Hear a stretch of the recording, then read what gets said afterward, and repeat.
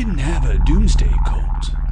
The fact that human beings, hundreds of years later, still don't understand the basic workings of a calendar, let alone the basic history of foreign people, is indicative of the mindless rut this world's still mostly stuck in. It's offensive. Con artists have exploited the memory of Mayan culture.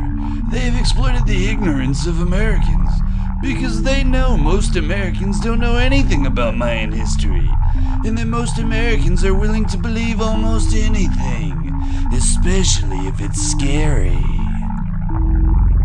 What makes this even worse is that the Mayans were victims of genocide by Europeans, and now racist jerks are still denigrating their name by misconstruing their culture on purpose.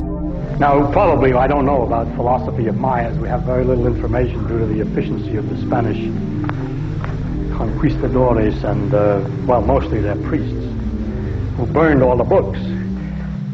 They had hundreds of thousands of books, and there's 3 left. Just imagine our civilization reduced to 3 books. The particular ones left by accident, which ones, see?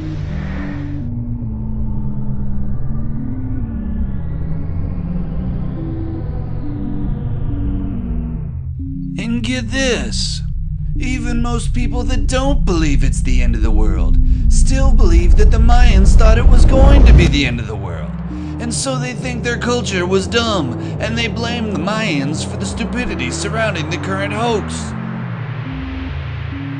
As everyone should know, the Mayans never said anything about the end of the world being December 21st, 2012. Their calendar goes through a longer New Year then. That's it. Con artists knowingly grabbed a piece of Mayan history and attached a bunch of lies to it. Another big problem with this end of the world nonsense is that it indirectly causes actual violence by unwinding the unstable.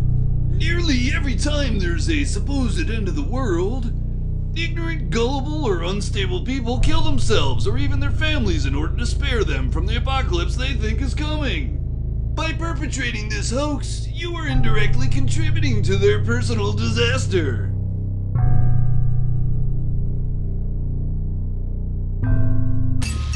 As Thomas Paine, the American revolutionary, says in his second most famous book, The Age of Reason, about the malevolent spirit of prediction.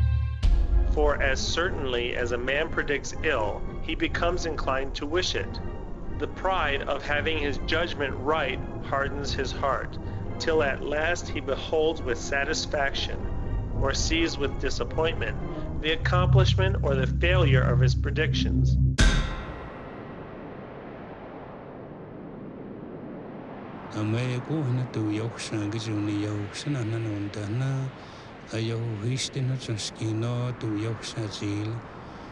Junior Shinana, Hungale, the Gagu, Tanelan, Diu, and she Hanaski and Upstad, and Stanela, the Yahu Histation, Little Skino, Children of the land, would take a dying nurse here and ask it.